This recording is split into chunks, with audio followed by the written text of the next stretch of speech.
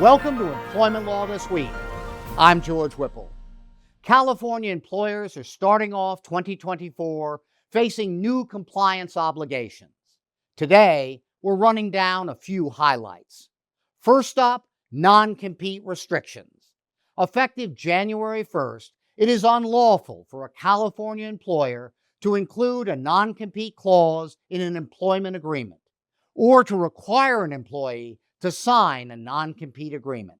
By February 14th, that's 1 week from today, all employers are required to provide notice that the non-compete language is void to all employees, as well as certain former employees who are subject to a non-compete agreement or clause.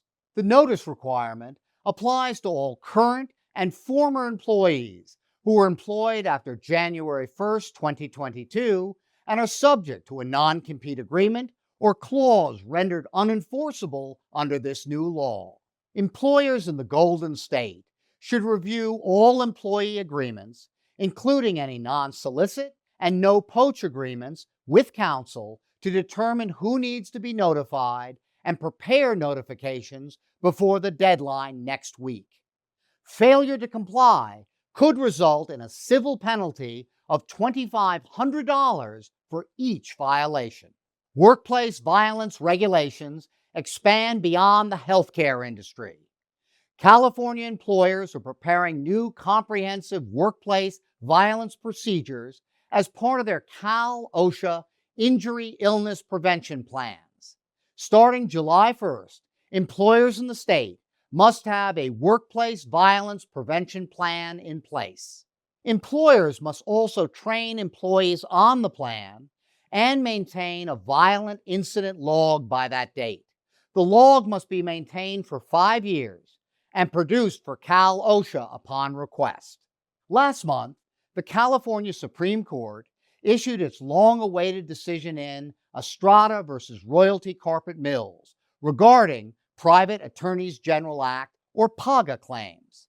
PAGA allows employees to file lawsuits to recover civil penalties on behalf of other employees. In this case, the employer argued that the plaintiff's claims were not manageable because they would require testimony and evidence as to each employee's claims. The court found that PAGA claims may not be stricken as unmanageable. However, the court noted that employers can still challenge PAGA actions as long as they do not rely on the concept of manageability.